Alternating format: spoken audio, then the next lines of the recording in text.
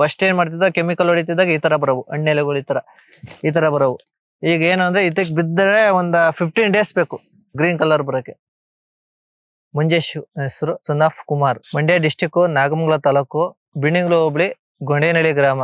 KPKS organic Facebook ಅಲ್ಲಿ ನೋಡಿ ತಗೊಂಡಿರೋದು, ಆನ್ಲೈನ್ ಪೋಸ್ಟ್ ಇಂದ. ಯಾವ್ದೇ ರೀತಿ ಕೊರಿಯರ್ ಚಾರ್ಜಸ್ ಇರಲ್ಲ. ಪೆನ್ಸಿಲ್ ಗೆ ಸ್ಪ್ರೇ ಕೊಟ್ಟಿದೆ, ಅವಾಗ್ಲೇ ಇದನ್ನು ಸ್ಪ್ರೇ ಕೊಟ್ಟೆ.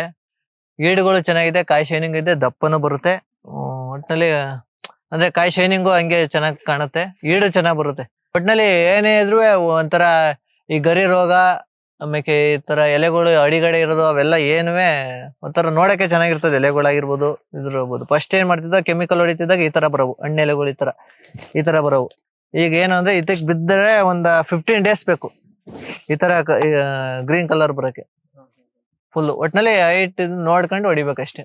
ಚೆನ್ನಾಗಿ ಕುಣಿಸಿದ್ರೆ ಚೆನ್ನಾಗಿ, ಎಷ್ಟು ಚೆನ್ನಾಗಿ ಕುಣಿಸ್ತೀವೋ ಅಷ್ಟು ಕ್ಲೀನ್ ಆಗಿ ಗ್ರೋತ್ ಬರುತ್ತೆ. ಸ್ಪ್ರೇನ ನಿಧಾನಕ್ಕಲ್ಲಿ ಧೂಮ್ರೇನ್ ಕುಣಿಸ್ಬೇಕು. FL77 ಚೆನ್ನಾಗಿ ಕೆಲಸ ಮಾಡಿ, ಆರ್ಗ್ಯಾನಿಕ್.